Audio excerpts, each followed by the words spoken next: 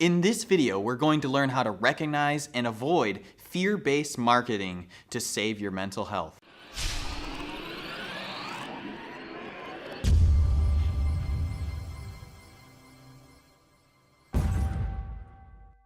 How's it going, guys? This is Chris with HealthyConsumer.com, back with another episode of Mental Health Mondays. Mental Health Mondays is where we talk about stress, depression, anxiety, and everything related to those subjects. So if that sounds like something that's interesting to you, be sure to subscribe and hit the little bell so you never miss another video again. Real quick before we get started, I'm glad to be back making videos. I took a couple weeks off so I didn't get burnt out. I'm starting to feel like that a little bit. But I'm glad to be back with you guys, and I thank you for this community and the people that have continued to watch my videos. It feels so great to be able to contribute to your lives. Every day you are bombarded by advertisements and manipulation from several different types of people that are trying to get you to buy products or services that you might not need. And oftentimes they are using techniques that are based around fear to get you to purchase products and stuff that's just gonna accumulate. So using some of Robert Cialdini's principles of influence, we can look at how,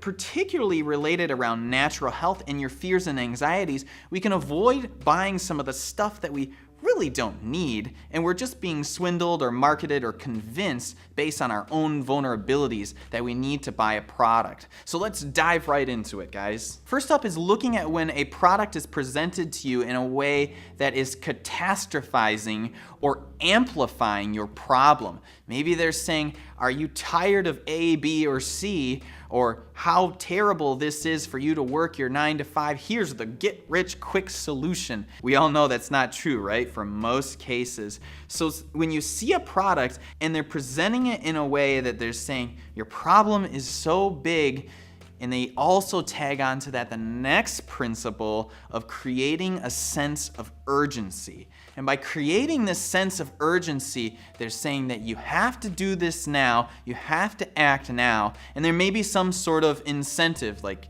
you know, the old infomercials like, call now, and the operators are standing by, and that kind of thing. And they do that because they want to make sure that they're locking you into this product, and they create a sense of scarcity. Like you are, well, in two ways. One, there's scarcity of the product that will help you, that you so desperately and urgently need in a very short time period. There's also a scarcity in your life that could be filled, the void could be filled by this product. It's also important to assess the evidence behind a product, particularly when it comes to mental health. And the natural health world is particularly guilty of this. You might see advertisements for superfoods, different types of exotic berries, or really weird stuff like deer antler that's somehow going to increase your sex drive.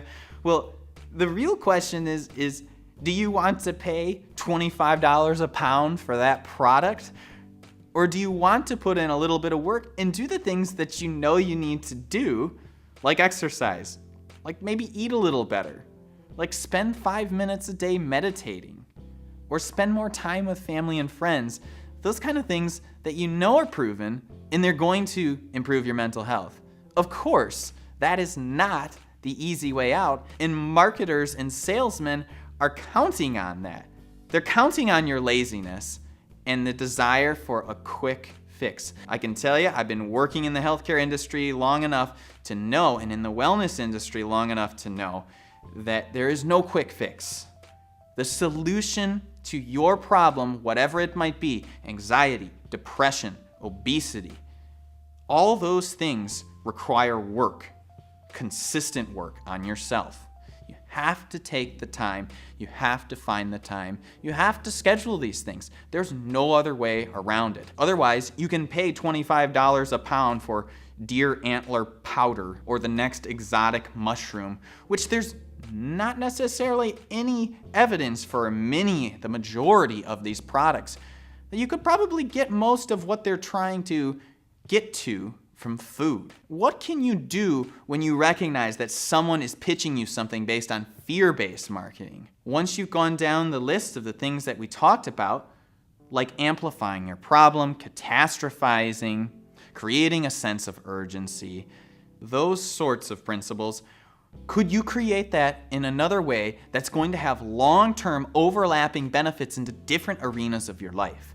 So that means making sure that you're getting sleep, making sure you're eating well, spending time with friends and family. None of this is easy, guys, but we know that it's the long-term way that it works. That ongoing support, those ongoing things that you need to do to feel well. If these sorts of things are overwhelming to you and you're not sure how to adopt some of these, instead of turning to fear-based marketing, find some way to support yourself through other people, through a community of like-minded individuals. If you'd like to learn more about how to do this, particularly if you're depressed, anxious, or overwhelmed, check out our website at healthyconsumer.com and see our online support group and online courses for depression and anxiety. What sorts of tactics have you seen used? How have you been able to avoid products and services that you don't really need, aren't very appropriate for you?